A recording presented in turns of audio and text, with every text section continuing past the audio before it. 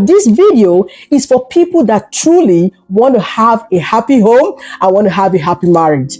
If you want to have it, I think you should try this remedy. It works like magic. Hello everyone! You are welcome to another episode of No Gray Areas with Sazzy.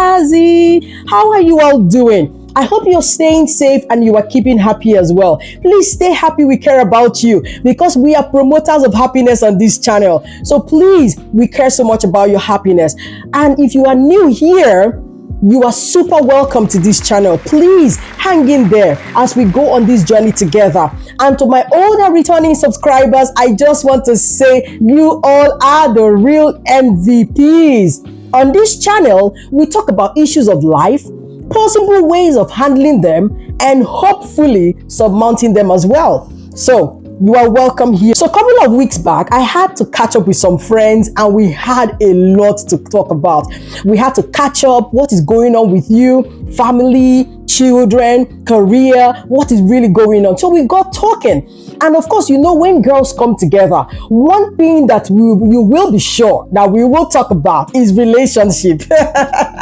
And I am one person, this channel is actually dedicated to relationships, all kinds of relationships. So we go talking about relationships and then we narrowed it down to marriage. We narrowed it down to partnership, you know, relationship with husband and wife, partners.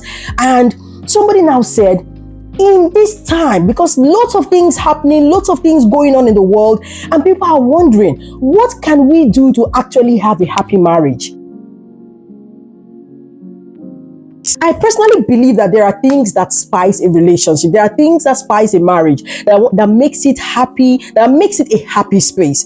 And I'm not saying that if you do all this, your marriage is not going to hit the rocks. I'm not saying that, because I have come to hear and to see lots of good women and good men out there try lots of things, do all they can to have a happy place, or somehow they lost their relationship. Somehow they lost their marriage to somebody else. So I'm not saying that if you do all this, it is a guarantee to keep your marriage for the rest of your life. But I am saying that if you try some of these remedies, it's going to make your home a happy space. And hey, trust me, when I want to talk about dishonesty, or when I want to talk about tricky or lying spouses, I will come here to talk about it. But this video is for people that truly want to have a happy home and want to have a happy marriage. If you want to have it, I think you should try this remedy. It works like magic. Number one thing that I personally do to make my marriage a happy place is to be the biggest fan of my husband.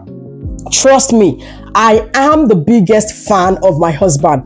I am the one that is always cheering him on. I'm the one that is always shouting and saying, go Collies, go Collies, go Collies. When he has fears, I'm the one that says to him, man, you need to sit up. When he has concerns, I'm the one that sits by him to say, you need to do it. And I tell you the truth, he does even more for me. He does even better for me. He's constantly there pushing me and being my fan as well. So that's one of the remedies for me. Another trick that does it, that makes a marriage or a relationship a happy place, is being sincere with your finances.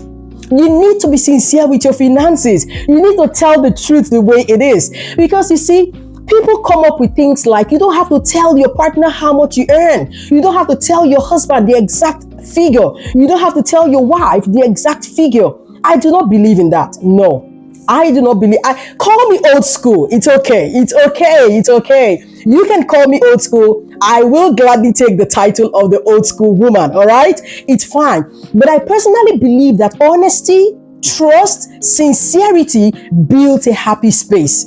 And honesty regarding your finances. You cannot be honest about other things and then you hold on to the finances. Yeah. When it comes to money, we come up with lots of tricks, right? But no, I don't believe in that. If you are honest, be honest in truth and all through. Yes, tell it like it is. I earn XYZ amount. This is what I have. And this is what we work with. You know why it is important to come up with the truth about your earnings? So that the person is not going to have this grandiose expectation about what they're expecting from you. They're not going to have this humongous expectation. Oh, I want to have a castle in the air. Oh, I want you to buy me a Lamborghini. Oh, I want you to buy me a Maserati. No, they're not going to have this very extremely flamboyant expectation of you. They know that this is what this person is worth. This is what this person can afford, and we limit it to that. So, and also we need to plan with our finances as a family. Another spice that makes marriage a happy place is the fact that when we fight, we do it with the mindset that the relationship has to win. We do it with the mindset that the partnership has to win. We need to see ourselves as teammates and not opponents. Yes, if you fight in your relationship or you fight in your marriage and you have misunderstandings, these are things that are normal. Arsenal Football Club, Chelsea Football Club, whenever they play, they are playing against each other because they are opponents in the game. You don't see an Arsenal player deliberately with their 7 senses or 5 senses intact go to score their own net. No, they don't do it. They go to score the opponent's net. That's what they do. And that's exactly the cue you should pick as well in your marriage, in your relationship. You need to fight as teammates. Fight, but ensure the relationship wins.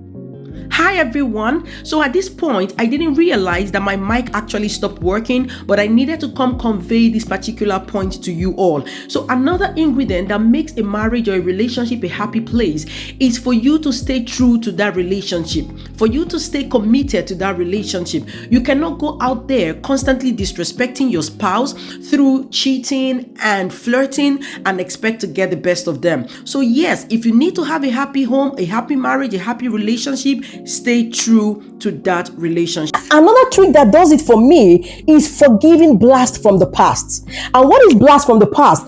Forgiving hurt from the past, forgiving offense from the past. Because the thing is, life is so hard that sometimes out of the blue, you just remember that your partner or your husband or your wife offended you 10 years ago and you get hurt afresh. Does it happen to you? Honestly, it used to happen to me. I'm not even going to lie. This happens to me. Maybe because we probably had one little altercation, I begin to remember what happened in 1902. I begin to go back in 19010. 19010? What year is that? Yes, I begin to go look for how to scratch the surface of the past just to get it back, just to get the place heated up, just to get the place tensed up. No, it's not going to help. It's not going to make the home a happy place. It's not going to make that marriage or that relationship a happy place. So what do? Forgive, blast from the past. Forgive offenses from the past. Forgive hurt from the past. Whatever your spouse, whatever your partner has done to you in the past, let it remain in the past. Let the past go. Let the hurt go. And look for better ways to grow. Look for better ways to communicate and make it better. Another trick is apologize when you are wrong and take responsibility for your actions. Yes, learn to take responsibility for your actions and apologize. I've come to realize that apology is the simplest thing to ever do, but the hardest thing to actually do. Do I even make sense to you? Am I even making sense to myself? But yes, apologizing is easy. I'm sorry, this is not going to happen again. It's that easy. But we find it extremely hard to do. Probably because we're trying to score a point. We have our scorecard, right? No, I'm not going to apologize. I apologized yesterday. He should apologize today. He offended me yesterday. He did not apologize. I offended him today. I will not apologize. Come on. Why are we keeping scorecards? It's not going to help. Scorecards don't help. You need to take responsibility for your action, and you also need to apologize when you are wrong. And honestly, sometimes even when you are not wrong, just apologize and let it slide. Another trick that does it for me is the fact that I'm constantly looking for ways to improve on our romance, improve on our sex life, and improve on self-care. Yes, I need to tell you this. This works a lot. It helps. It truly helps. And I'm not an expert in sexology. No. No. I'm not an expert in things like that. But truth is, we need to be deliberate about our relationship. We need to be deliberate about our marriage. We need to be deliberate about our partnership. We do not take our partners for granted. You know, there's something called see finish. Yes. If you are African, I'm sure you understand this. See finish, you know, because you feel like you've been with this person for so long. You have seen the beginning and the end of this person. You've seen the person in their vulnerable state. You've seen them in their weak state, in their sad state, in their happy state. So you feel like, I've seen it all, been there, done that, not important. No. You're taking advantage. Really, you are taking advantage. You need to constantly look for how to spice your romance life. You need to constantly look for how to spice your sex life. You need to constantly look for how to also take care of yourself. Self-care. I'm not saying you should fake it. You can't fake it in marriage, because this person sees you when you go to bed and is the first person to see you when you wake up with a stinky mouth. Yes.